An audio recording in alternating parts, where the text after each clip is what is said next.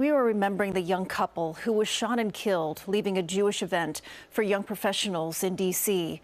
Sarah Milgrim and Yaron Lischinsky were both laid to rest this week.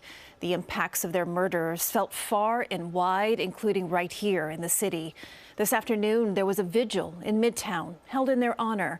Friends of the couple tell Lisa Rozner that their deaths come as the Jewish community struggles to cope with a cycle of trauma. Prayers alongside the palpable grief felt at the headquarters for the American Jewish Committee in New York.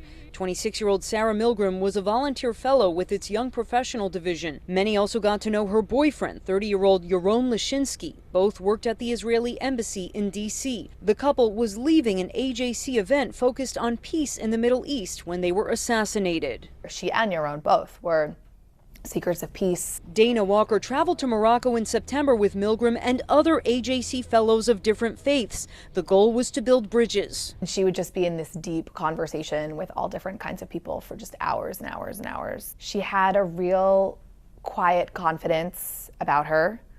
She wasn't the loudest person in the room, but when you got to know her, she was very funny. She says Milgrim loved her dog and that she was just at the start of her promising career with the Israeli embassy. They moved her after October 7th to help support victims of sexual and gender-based violence, and she was the perfect person to do that work. Fellow diplomats had similar experiences with Lischinsky, who planned to propose on a trip to Israel this week. His colleagues and friends describe a man of purpose and quiet strength. He believed in the Abraham Accords. After October 7th, he took on the horrific task of reviewing Hamas's footage to help explain the truth.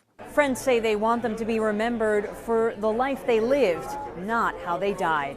Shouting "Free Palestine" and pulling a trigger doesn't help Gazans, but building bridges, like Sarah did, just might.